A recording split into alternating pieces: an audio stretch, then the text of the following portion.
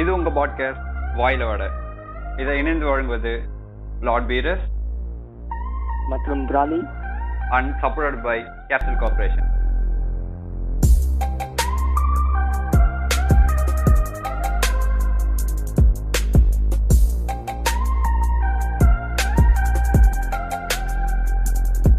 என்னடா பண்ணலாம்?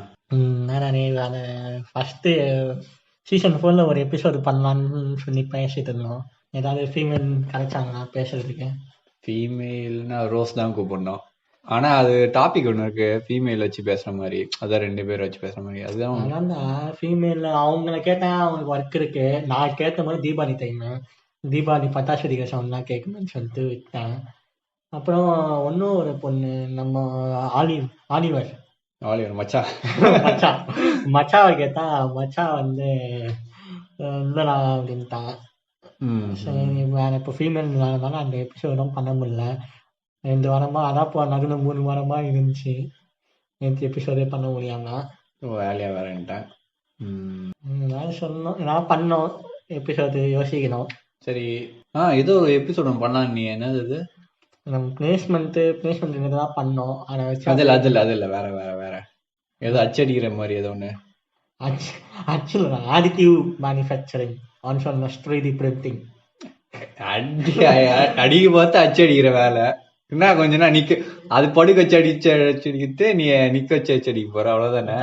இது இண்டஸ்ட்ரி 4.0 இருக்க ஒன் ஆஃப் இதுதான் அடிட்டிவ் மேனுஃபேக்சரிங்.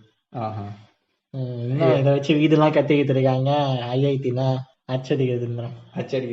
சித்தால் வேலை செய்யற மிஷின், சித்தால் வேலை செய்யற நவீன மிஷின் 3D பிரிண்டிங். சோ அப்போ இது பேசலாமா 3D பிரிண்டிங் பத்தி? அதுங்க நம்ம சீசன் 2 எபிசோட் 1 போட்டோம். கிளவுட் கம்ப்யூட்டிங்க்கு மாதிரி கொஞ்சம் டெக்னிக்கலா போவோம், பட் பேசலாம், நல்லா இருக்கும். சரி, இந்த வாரம் அப்ப 3D பிரிண்டிங் தான். 3D printing okay. நான் வந்து 3D பிரிண்டிங் நான் எப்போ தெரிஞ்சுக்கிட்டேன்னா, அந்த மாதிரி போவோமா கொஞ்சம் ஹிஸ்ட்ரி தான்.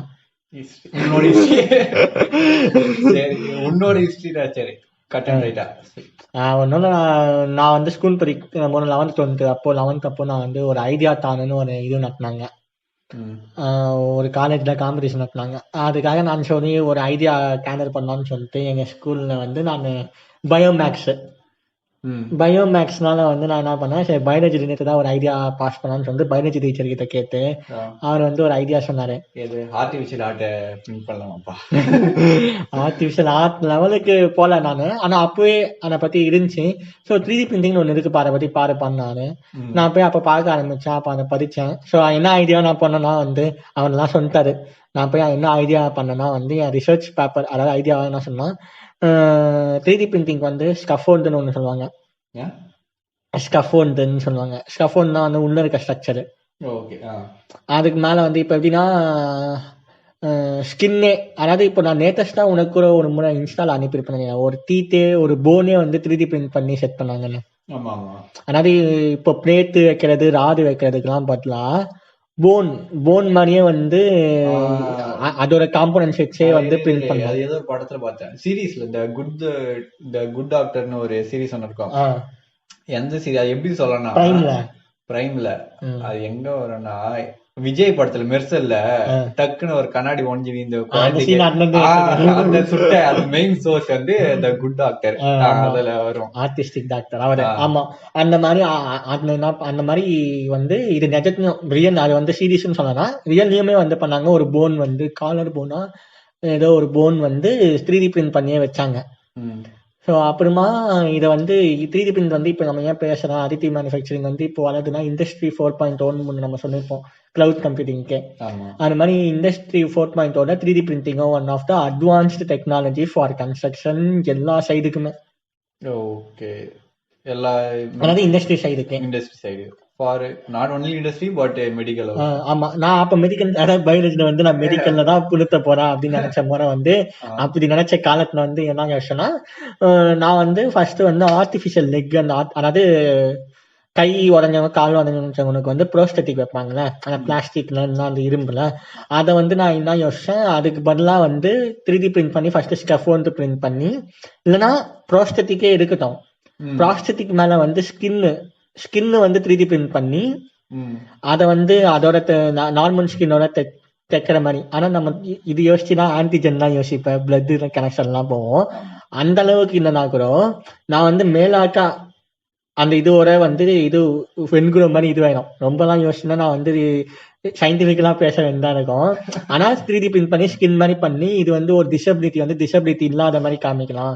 அவங்களுக்கு அந்த ஃபீல் இல்லாம கை இல்லாம அந்த இது ஒரு அந்நியமா இல்லாம. ஆமா, இப்போ டக்குனு ஒருத்தர் வந்து பிளாஸ்டிக் கை வச்சுட்டு போனா அப்படி இவனுங்க எல்லாம் பாப்பாங்களே, ஐயோ இந்த உச்சி கொட்டை பாவம்ன்றது அந்த அளவுக்கு தெரியாத அளவுக்கு பண்ணலாம் அப்படின்னு யோசிச்சு பண்ண ஐடியா அது.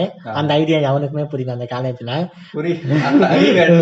எவனோ ஒருத்தர் வெர்டிகல் ஃபார்மிங் வச்சவனுக்கு வந்து பிரைஸ் கொடுத்து அனுப்பிச்சிட்டாங்க, எனக்கு கொடுக்கல.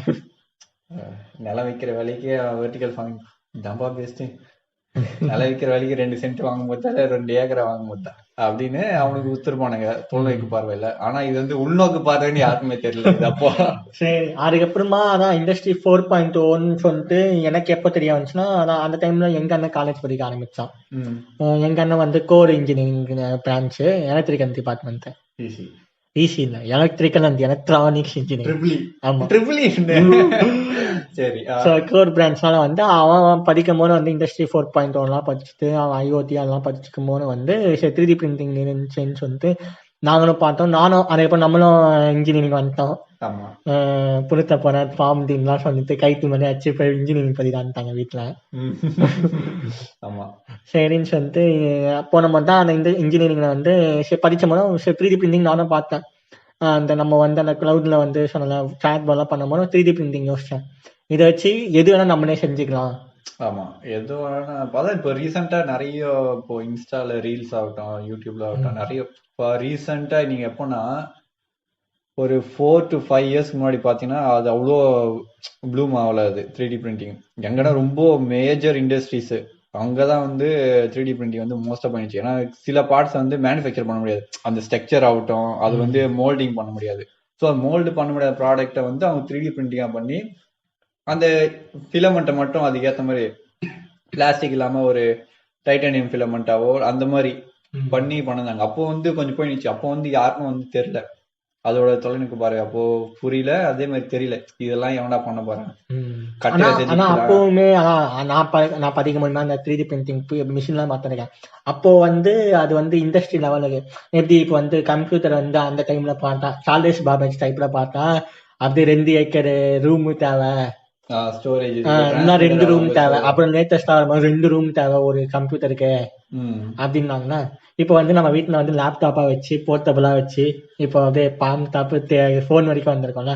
சோ அந்த மாதிரி வந்து கண்ணாடி வந்து சோ அந்த மாதிரி வந்து அதுவுமே வந்து ஃபர்ஸ்ட் இண்டஸ்ட்ரி லெவல்ல பெருசா தான் இருந்துச்சு. அதாவது எதுவுமே வந்து ஃபர்ஸ்ட் வந்து சின்னதா ஒரு சின்ன காம்போனண்டா கண்டுபிடிக்கிற மாதிரி பெருசா தான் கண்டுபிடிச்சாங்க. வந்து அஃபோர்டபிள் இல்ல மக்களால அப்ப வந்து வாங்கி யூஸ் பண்ற அளவுக்கு அஃபோர்டபிலிட்டி இல்ல. இப்போ நீ சொல்ற மாதிரி பார்த்தா சிஸ்டம் தான் அப்போ பெருசா அந்த ரூம் பெருசா அவ்வளவு தூரம் தான் இல்ல. நான் சொன்னது அப்புறமா தான் அஃபோர்டபிலிட்டி சொல்றேன். மக்கள் வாங்க மாட்டாங்க, அது வேற விஷயம். இப்போ அது மட்டும் இல்லாம இண்டஸ்ட்ரீஸ்ல வந்து அதை யூஸ் பண்ணிட்டு இருந்தாங்க. இண்டஸ்ட்ரியில எப்போ யூஸ் பண்ண ஆரம்பிச்சாங்கன்னா சிஎன்சி மிஷின். அப்போ சிஎன்சி மிஷினை என்ன பண்ணலாம், சிஎன்சி மிஷின்ல வந்து இவனுங்க வந்து வெல்டிங் வச்சுட்டு இருந்தானுங்க, உட் கட்டிங் பண்ண ஆரம்பிச்சாங்க. ஸோ இது பண்ணும்போது இதுவே இவ்வளவு பண்ணுதே, இதை வச்சு என் கன்ஸ்ட்ரக்ட் பண்ணக்கூடாதுன்னு சொல்லிட்டு ஈடாண்ட் வச்சு மோல்டு ரெடி, அதாவது மோல்டு மாதிரியே. அதாவது 3D பிரிண்டிங்லேயே வந்து நிறைய டைப் இருக்கு. FDM வாங்க, ஃபியூஸ்டு டிபோசிஷன் மாடலிங், அந்த மாதிரி மாடலிங் இருக்கு. ரெசின்னு வாங்க, டிப்பிங் மாடலிங். அது பாத்துருக்கேன். அது வந்து இப்போ வந்தது.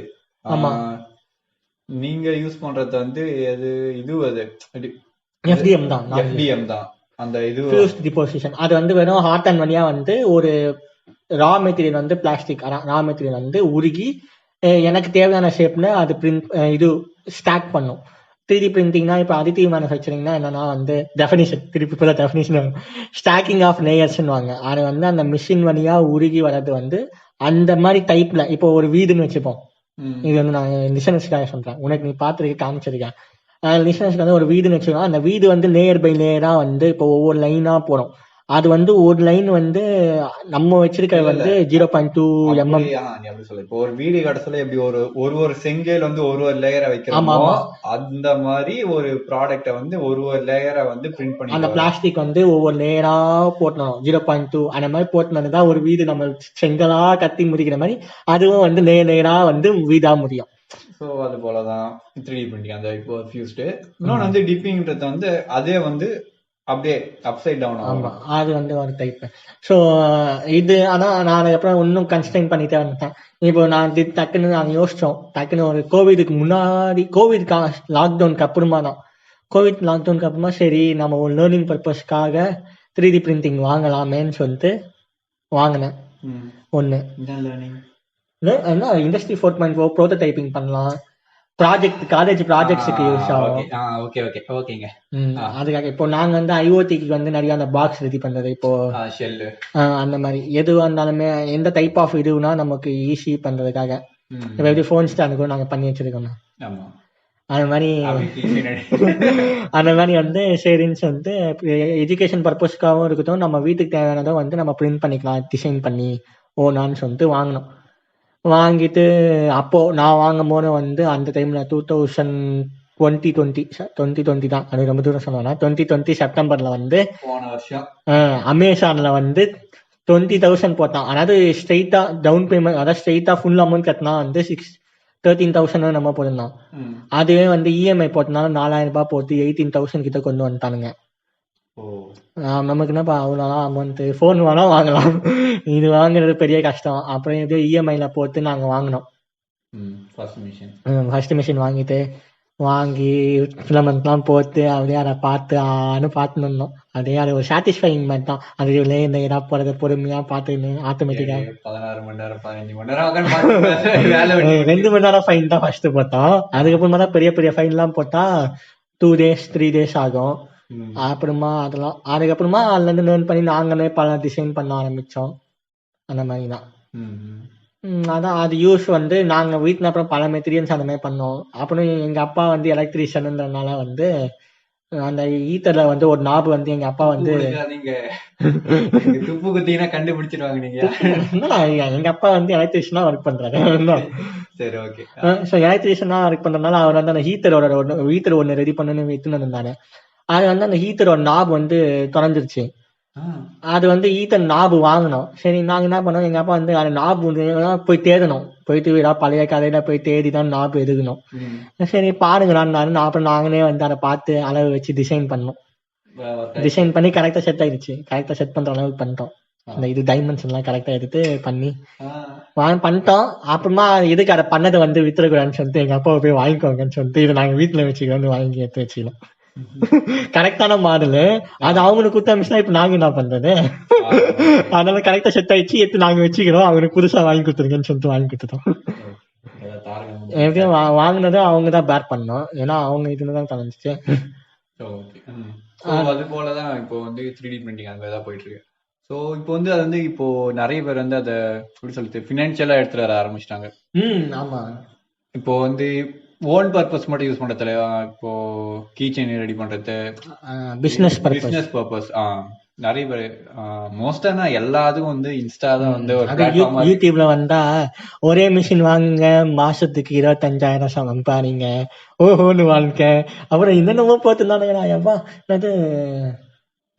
இது போறாங்க போட்டியே இல்லாத தொழில், போட்டியே இல்லாத தொழில் 3D பிரிண்டிங்.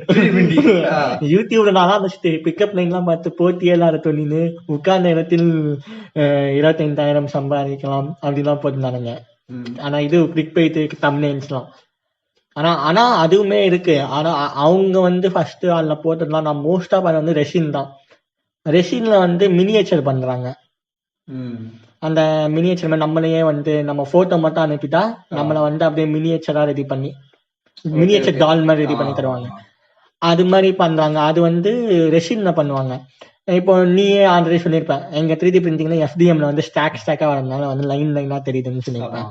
ஆனா அதான் சொன்னேன், எஃப்டிஎம் வந்து லேயரா பிரிண்ட் ஆகிறதுனால அது அப்படிதான் தெரியுமே. அதை வந்து அட்மோஸ்ட் வந்து சூப்பர் குவாலிட்டியில வச்சு பண்ணா 2 நாள் அப்படியே பொறுமையா உட்காந்தினா கூட அந்த லைன் வந்து இருக்கும். கண்ணுக்கு தெரியாத அளவுக்கு தான் இருக்கும். சில அப்ப கூட வந்து நீ எங்கன்னா வெளிச்சத்துல வச்சுன்னா அந்த இது லைட் பட்டு போகும்போது வந்து அந்த லேயர்ஸ் தெரிய ஆரம்பிச்சிடும். அது வந்து FDM முறை இது. ஆனா அதுக்குமே வந்து ப்ரீ ப்ராசஸிங்னு சொல்லுவாங்க. அது ஒரு லிக்விட்ல போட்டு இந்த அல்ட்ராசோனிக் இந்த வைப்ரேட்டர் வச்சு. ஆனா அதுக்குமே இப்போ மிஷின் வந்துச்சு. அதுதான் அது வந்து நீ 3D பிரிண்டிங் பண்ண சொல்ல நான் அது பார்த்தது. அது ஏதோ ஒரு லிக்விட் ஒன்று போடுவாங்க. ஆனா FDMக்கு வந்து PLAன்னு ஒன்று யூஸ் பண்ணுவோம். உடனே நீங்க வந்து 3D பிரிண்டிங் ஈகோ ஃப்ரெண்ட்லி ஆளுங்களா அப்புறம் எங்களை தப்பா நினைச்சுக்க போறாங்க. நீங்க பிளாஸ்டிக் நீங்களே வீட்டுல தயாரிக்கிறீங்களான்னு. பிளாஸ்டிக்லாம் இல்ல, PLAன்ற ஒரு ஃபிலமெண்ட் யூஸ் பண்ணுவோம். அது வந்து பிளாஸ்டிக் தான், ஆனா அது வந்து பயோடிகிரேடபிள் பிளாஸ்டிக். அதாவது வந்து பயோடிகிரேடபிள் கண்டென்ட்டோட கலந்து மிக்ஸ் பண்ணியிருப்பாங்க. ஸோ வந்து அது வந்து நீங்க வந்து போட்டீங்கன்னா பயோடிகிரேடபிள், நான் டிகிரேடபிள் நினைச்சுக்காதீங்க. நான் வந்து சுற்றுச்சூழலுக்கு எந்த ஒரு பாதிப்பு இல்லாம ஒரு வேலையை தான் செஞ்சோம். ஸோ அந்த மாதிரி ஒரு நல்ல விஷயம் தான் அந்த PLAன்றது. ஸோ அந்த ஃபிலமெண்ட் வாங்கி போட்டு விட்டுருவோம். அது நேர் பை நேராக ஸ்டாக் பண்ணும். அதுவே வந்து ரெசின் போனா வந்து ரெசின்ல வந்து எப்படின்னா ஒரு கெமிக்கல் மாதிரி இருக்கும்.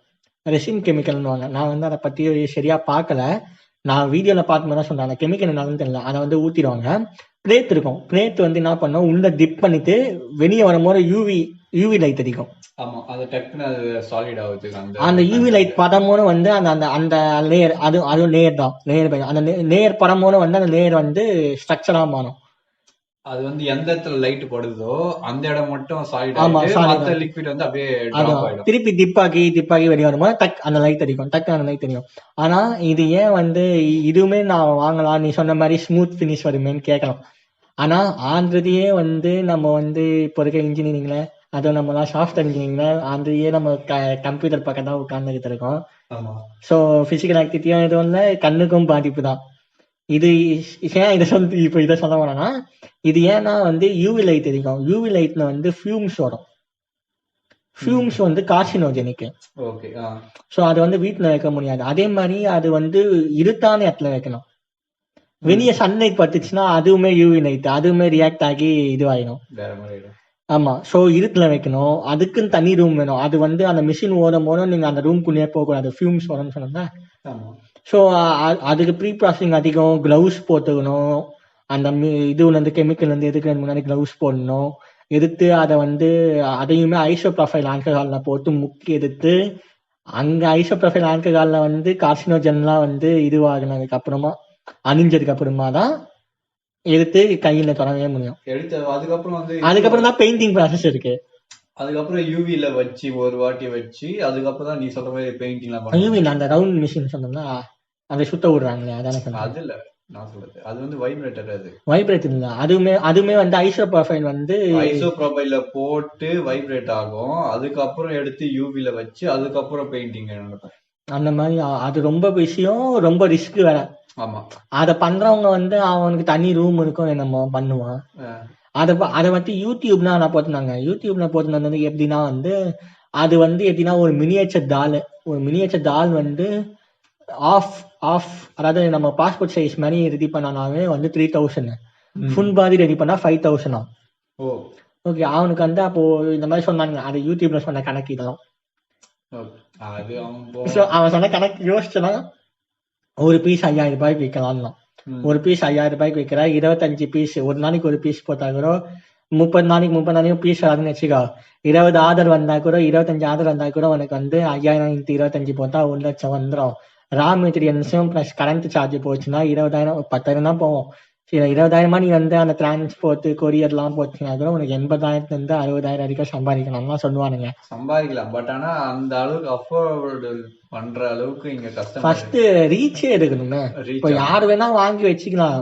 மிஷின் வந்து இப்போ காசு இருக்குன்னா வாங்கி வச்சுக்கலாம்.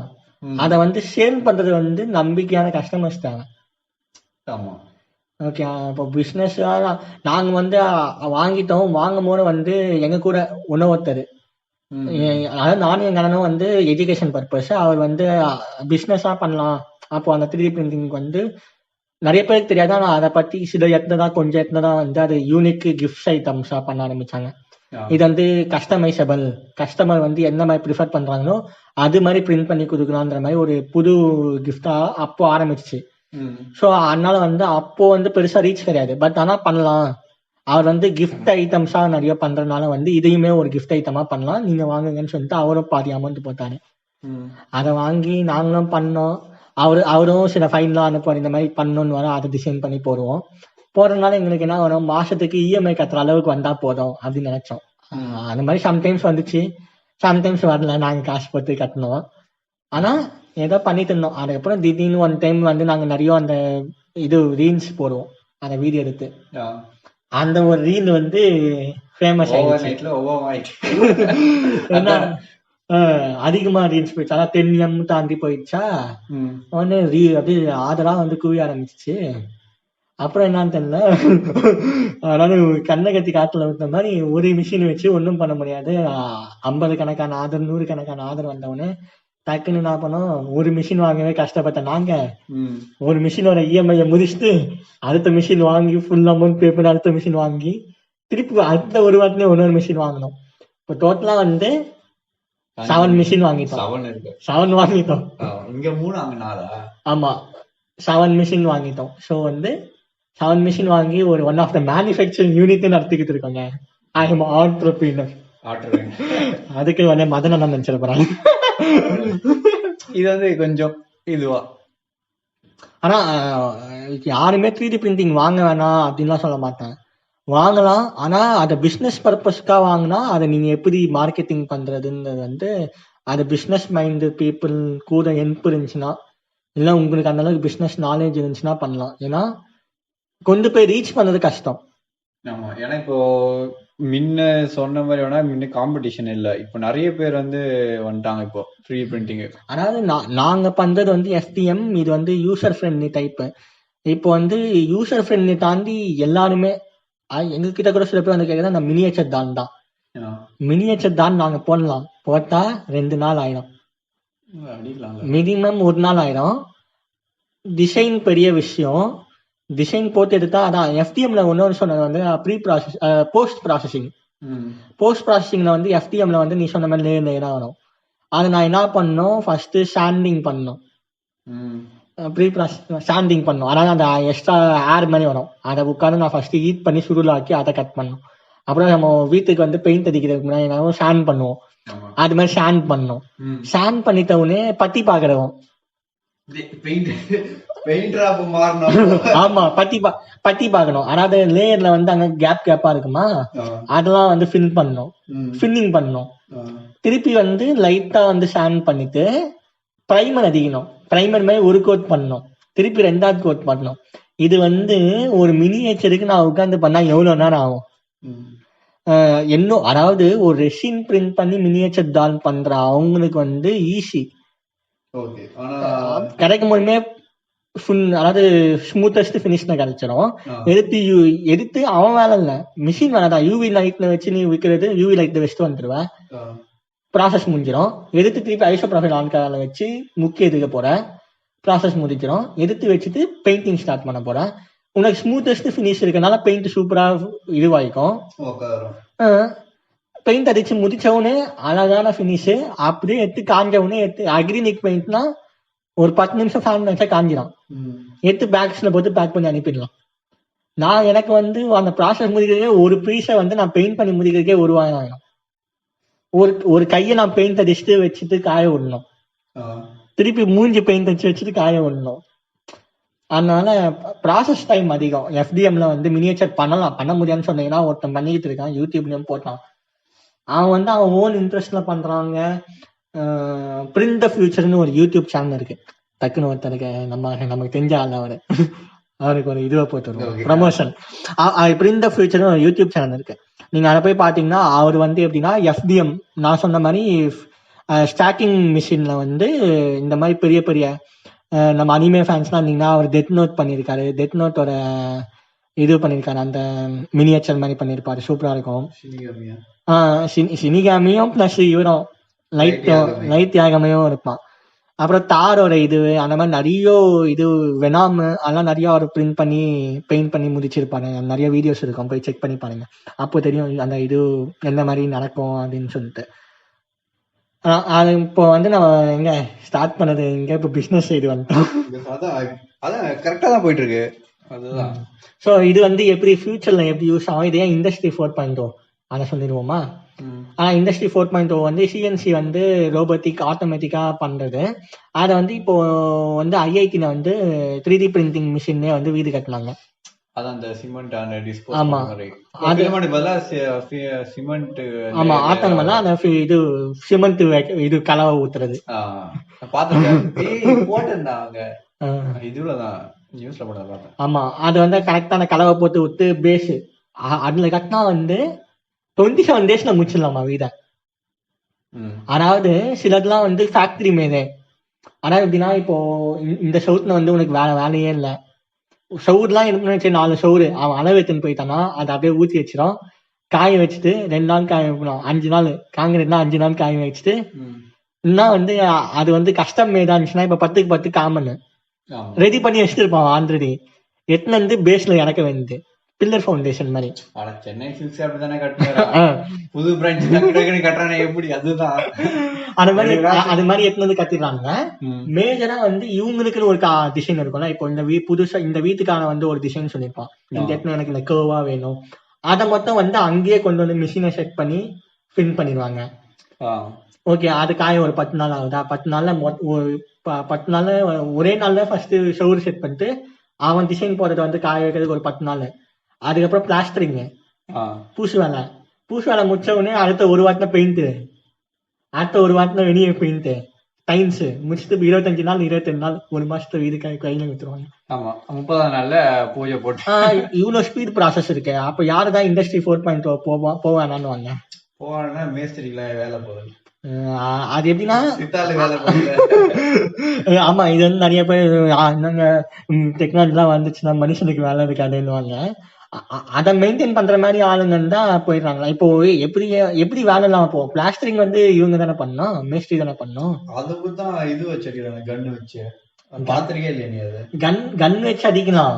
ஆனாலுமே வந்து ஒரு மனுஷன் வச்சு பண்ணாங்கன்னா அந்த நடுவில் எங்க கேப் விட்டுலாம் கண்டு அதுமே நீ சொல்லலாம் சென்சர் வச்சு அது பக்கா அந்த அளவுக்கு பண்ணேன். அப்ப கூடமே வந்து ஒரு நேக்குன்னு சொல்லுவாங்க. இப்போ நீ கன் வச்சு கூட பிளாஸ்டிங் பண்ணிடுறாங்க. ஆனா இந்த இது கத்துவல்ல, கபோர்டு கத்துறது, லாஃப்ட் வைக்கிறது, புருவம் வைக்கிறது, நோசிங் பண்றது, அதெல்லாம் வந்து அவங்கதான் பண்ணுவாங்க. அவங்களுக்கான ஒர்க் இருக்கும். ஆனா என்ன சொல்றது, அந்த மேஜரா சம்பாதிக்கிறது வந்து கம்மியாயிடும். அவங்க என்ன பண்ணுவான் இதுல வந்து ரேட் ஏறிடும், இது வந்து நாங்க தான் பண்ண முடியும்ன்ற மாதிரி சொல்லி. ஆனாலுமே அதான் அது வந்து ஒவ்வொரு டிமாண்டா மாறிடும். இப்போ வந்து எப்படி வந்து பழைய காலத்து வீடு கட்டுறதே வந்து ஒரு ஸ்டைல்னு சொல்லிட்டு அந்த அவங்களுக்கு வந்து ரேட் அதிகமா இருக்குமே, அந்த மாதிரி இந்த மேஸ்திரிங்களுக்குலாம் வந்து டிமாண்ட் ஆகிடும்.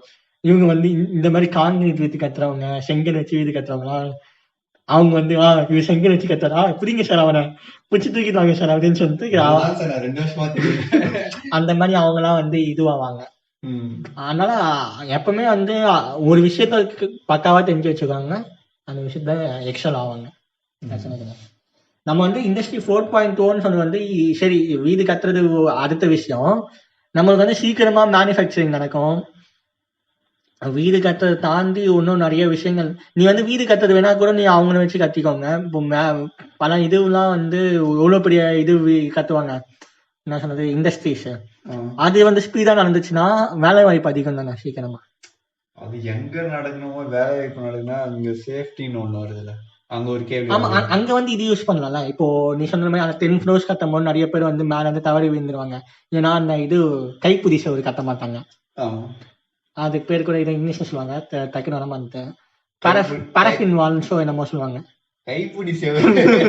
சரி கைப்பிடி செவர். கைப்பிடி செவர் வந்து எப்பவுமே கைப்பிடி செவர் கட்ட மாட்டாங்க. சோ அதனால வந்து எப்பவுமே அதுல வந்து அந்த உட்ல வேலை செய்யறது இதுதான். சோ ஆனா நம்ம இவங்க படத்துல நிறைய படம் பார்த்திருக்கோங்க. தெரி படமா, தெரி படத்துல கூட ஒருத்தர் வந்து ஒரு நாலந்து வீடு செத்துருவாங்க. உடனே இவர் 10 ரூபாய் கொடுத்துட்டு போவாரு. சாப்பிட மாட்டான், பாக்கெட்ல வச்சுப்பான், அவன் சாப்பிடுவான். அந்த மாதிரிதான் வந்து கைப்பிடி சோறு. அது வந்து அந்த இடத்துல வந்து ஹியூமன் வைக்காம இந்த மிஷின் வச்சா சொல்லுன்னு வேலை முடிய போகுது. ஸோ ரிஸ்கான ஏரியா ஹியூமனுக்கு வந்து ரிஸ்கான ஏரியால மிஷின் யூஸ் பண்ணிக்கலாம். அது நல்லதான். ஸோ ஓகே, அதான் வர இதுல வரும், அது வர ஒரு டைம்ல மனிதர்கள் இருக்க வரைக்கும் மனிதர்களுக்கான வேலை இருந்துகிட்டே தான் இருக்கும். அதனால என்ன பண்ணும்போது அந்த மிஷினை பாத்துக்கிறதுக்குன்னு ஒரு வேலை இருக்குல்ல, மெயின்டெனன்ஸ். ஒரு எந்திரன்லாம் இப்படி பாத்தியா இல்லையா நீ? மிஷினே தானே பாத்துக்கிட்டு. அப்போ தொடக்கத்தை வந்து ஒரு மனுஷன் தானே பண்ணிருக்கணும். தொடக்க வைக்கிறான், தொடக்க இல்லாத நம்ம படிச்சாலும் மொத்தமா ஒரு நாள் சத்தம் ஆனாலும் ஒரு நாள் அவன் தான் வந்து இது பண்ணுவான். அதனால வந்து மனிதம் நம்ம எப்பவுமே சொன்னோம்னா ஹியூமானிட்டி தான். ஹியூமானிட்டி வந்து என்னைக்குமே இருக்கும். ஹியூமானிட்டியை மட்டும் வித்துறாம மீதிலாம் வந்து பிரிஞ்சது பிரிந்தது போறோம் அப்படின்னு சொல்லிட்டு இந்த டாபிக்க முடிச்சிருவோம். ரொம்ப பெருசால நம்ம என் கதையை சொன்ன உட்கார்ந்து இல்ல, தன்னோட வாழ்க்கை வரலாற்றை சொல்லியிருக்காரு. 3D பிரிண்டிங் எப்படி தன்னோட வாழ்நாள்ல எவ்வளவு முக்கியத்துவமா இப்ப இருக்கு. இப்ப வந்து நான் வந்து ஒர்க் ஷாப் நடத்தலாம், 3D பிரிண்டிங் ஒர்க் ஷாப். அந்த மாதிரி எப்படி எந்த இப்போ 3D பிரிண்டிங் மிஷின்லாம் பலது ரெடி பண்ணி அது நானே போயிட்டு இது சர்வீஸே ஆரம்பிச்சிடலாம் போல இது. இங்க சர்வீஸ் ஆரம்பிச்சுட்டு ஃபோன் பண்ணுங்க சார், வந்து 3D பிரிண்டர் ரெடி பண்ணி கொடுத்துறேன் அப்படின்னு அசம்பிள் பண்ணி கொடுத்துறேன். 7 மிஷின் ரெடி பண்ணி ரன் பண்ணி டெய்லி பார்த்து பழகிடுச்சு. ஓகே, 3D பிரிண்டிங் சொல்லிட்டு ஒரு புது டாபிக்கா உங்களுக்கு சொல்லியாச்சு. பழைய டாபிக் தான், இப்போ அது பண்ணவே அது புது டாபிக்கா. ஆனா தெரியாதவங்க தெரிஞ்சுக்கோங்க அப்படின்னு சொல்லிட்டு, தெரிஞ்சவங்க வந்து கொஞ்சம் புதுசா ஏதாச்சும் சொல்லியிருந்தோம்னா, ஏன்னா நல்லபடியா சொல்லியிருந்தோம்னா, விட்டுருந்தா ஏதாவது டவுட்னா கூட நீங்க வந்து டிஎம் பண்ணி கேளுங்க. ஹலோ, டிஎம் வருதா? வரும். இல்ல இதுக்கு முன்னாடி வருதா? எங்க ஸ்பாட்டிஃபை ராப்டப் வந்து 2 பேர் தான் போட்டிருக்காங்க. 2 பேரோட டாப் 5 வந்ததே எனக்கு ரொம்ப பெருமையா இருக்கு ஃப்ரெண்ட் அப்படின்ற மாதிரி. இது மத்தவங்களுக்குலாம் அப்படியே 10-20 வருது. அந்த அளவுக்கு நம்ம ரீச் ஆகல.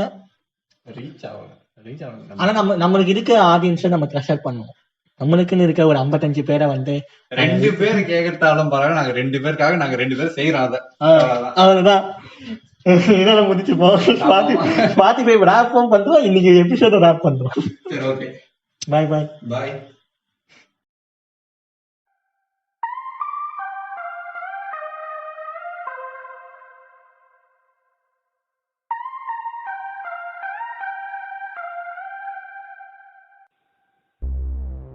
இது உங்க பாட்காஸ்ட் வாயில வட. இதை இணைந்து வழங்குவது லார்ட் பீரஸ் மற்றும் பிராலி and supported by Capital Corporation.